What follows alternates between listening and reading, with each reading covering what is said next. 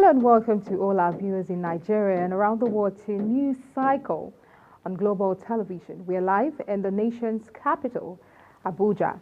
I am Queen Agaba. President Bola Tinubu has approved the establishment of the National Health Fellows Program with young Nigerian fellows to be engaged in all the 774 local government areas across the country. The president also announced the construction of 8,800 new primary health care centers across all local government areas of the country.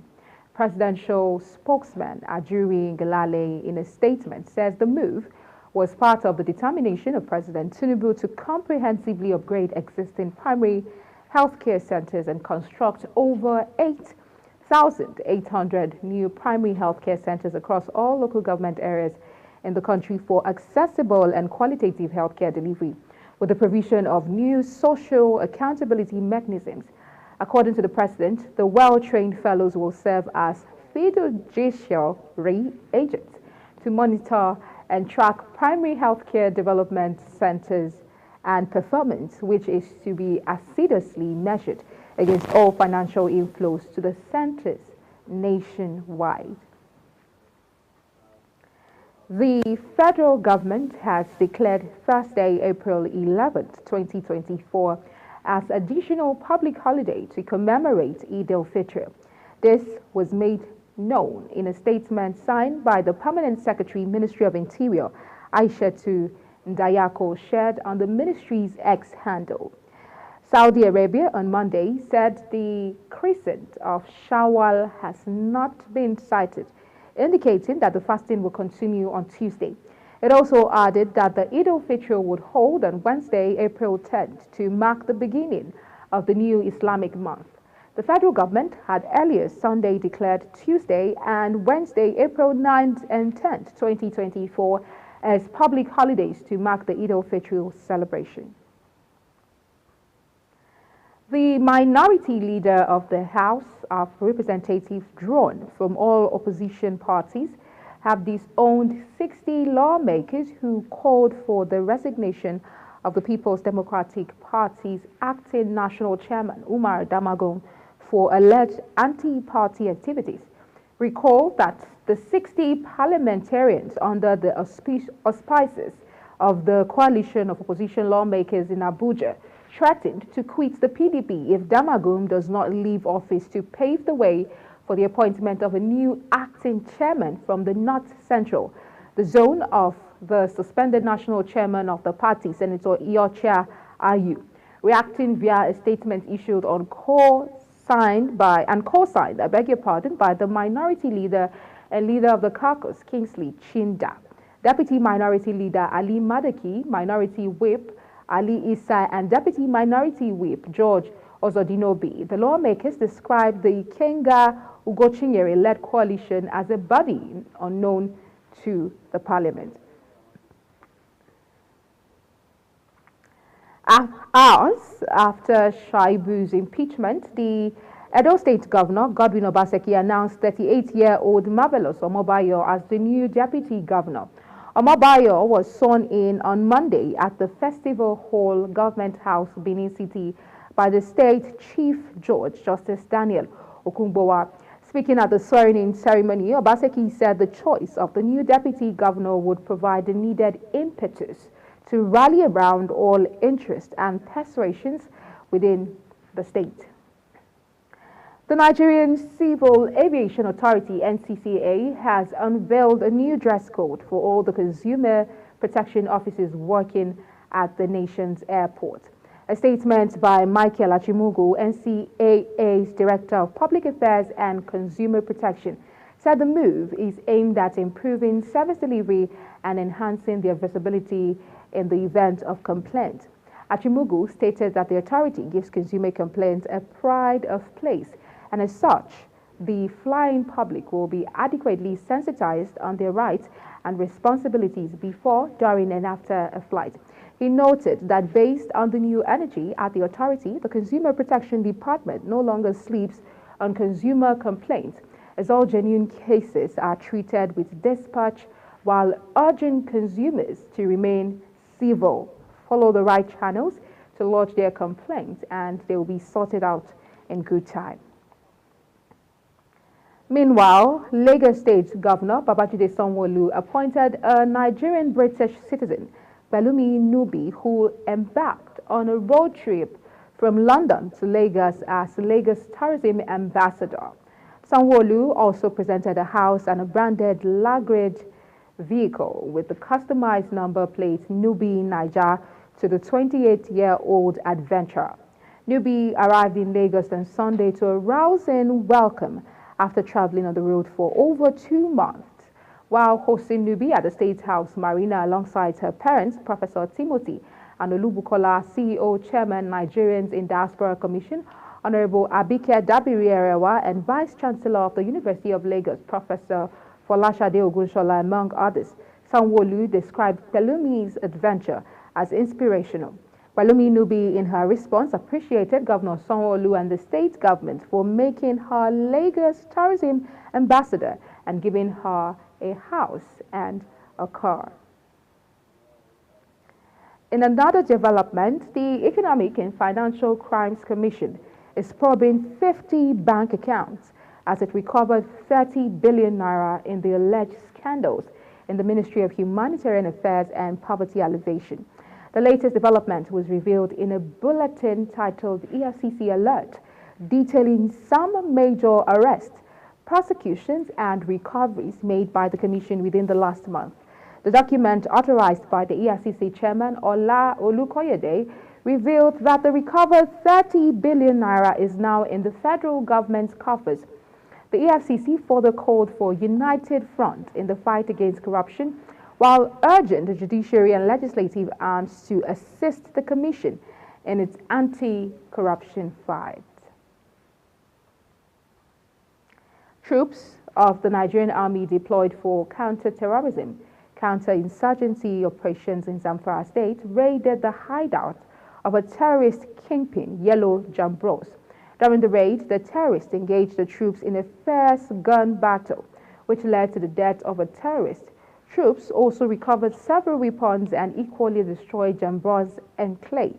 According to a post by the Nigerian Army and X, Jambros had been responsible for kidnappings and other acts of terrorism in parts of northwest Nigeria.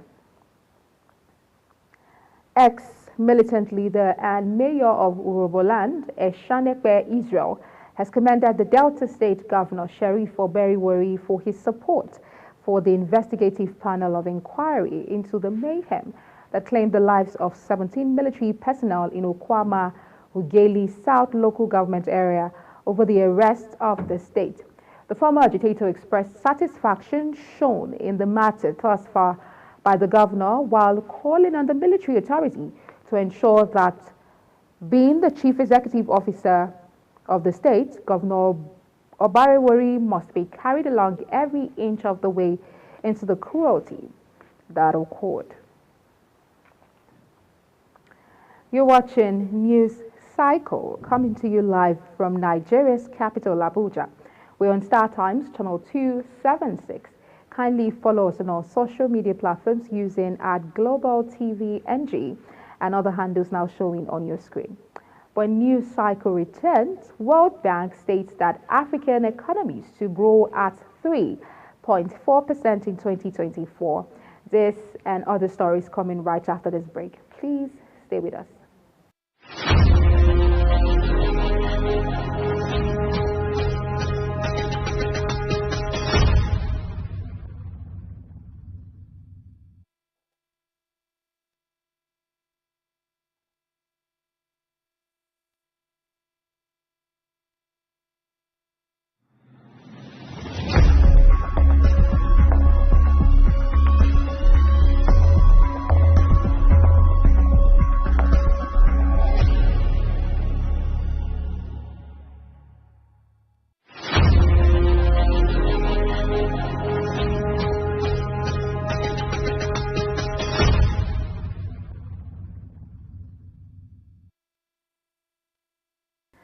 On the foreign scene, oil prices increased during early Asian trading as optimism faded regarding the potential for ceasefire negotiations between Israel and Hamas to alleviate tensions in the Middle East.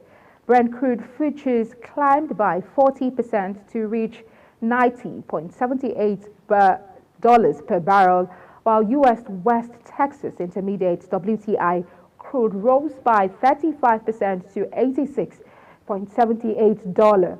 The conclusion of a recent series of ceasefire discussions between Israel and Hamas in Cairo halted a multi-session rally. This resulted in Brent experiencing its first decline in 5 sessions and WTI in its first in 7 as the possibility of geopolitical risks subsiding emerged.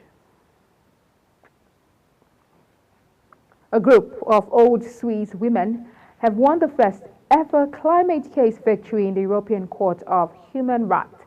The women, mostly in their 70s, said that their age and gender made them particularly vulnerable to the effects of heat waves linked to climate change.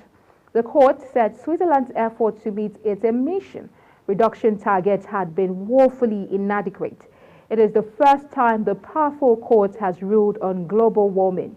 The ruling is said to be binding and can trickle down to influence the law in 46 countries in Europe, including the UK. Meanwhile, Israel's Prime Minister Benjamin Netanyahu says he has set a date for a military offensive into Rafah. The Israeli army has been planning to send troops into the southern Gazan city for weeks, despite warnings it could lead to high civilian casualties. Netanyahu's apparent commitment to a date came after he faced calls by far-right government allies to intensify military actions against Hamas. The Prime Minister's popularity has plummeted after 6 months of war, with negotiations with Hamas ongoing in Egypt. Netanyahu is being pushed to agree a hostage prisoner swap and ceasefire deal by many Israelis, as well as key international allies, including the U.S. But as discontent grows at home and abroad over how his government has conducted the war, he is also facing calls to ramp up operations against Hamas by far-right leaders he has relied on for political support. Donald Trump has said decisions about abortion rights should be left to the states, releasing a statement on the contentious election issue. Many in his Republican Party had wanted him to back a nationwide ban on abortions after 15 weeks of pregnancy. But Trump said policies should be set by individual states, as they have been since the Supreme Court overturned the Roe Wade decision in 2022. Since then, abortion has emerged as a galvanizing issue for many voters, with several states moving to tighten restrictions. Voters have thrown in their support behind abortion rights in swing states like Michigan and even in deep red states like Kentucky. Electric car giant Tesla has agreed to settle a lawsuit over a crash in 2018, which killed Apple engineer Walter Huang after his Model X operating on autopilot collided with his highway barrier. The case brought by Huang's family was scheduled to begin in California Superior Court this week.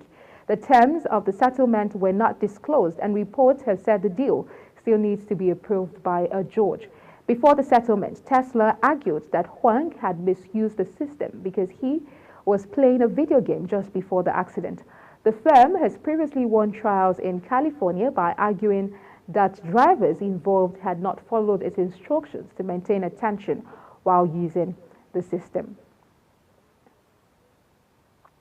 Now let's go over to the world of business. The World Bank has projected that growth will rebound in African economies from 2.6% in 2023 to 3.4% in 2024 and 3.8% in 2025. This is contained in a statement issued by the World Bank on its latest Africa's Pulse report. The report said increased private consumption and declining inflation were supporting an economic rebound in sub-Saharan Africa. It, however, said the recovery remained fragile due to uncertain global economic conditions, growing debt service obligations, frequent natural disasters, and escalating conflict and violence.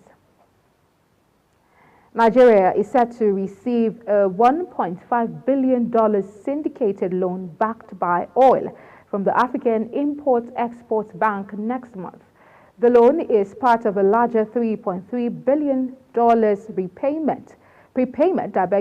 prepayment facility arranged by Afrexim Bank with repayment terms tied to crude cargoes from the Nigerian National Petroleum Company Limited.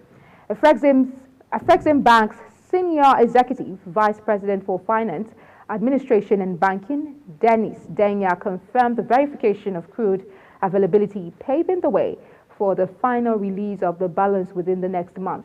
The loan is aimed at reviving Nigeria's economy and enhancing the supply of hard currency in the local foreign exchange market.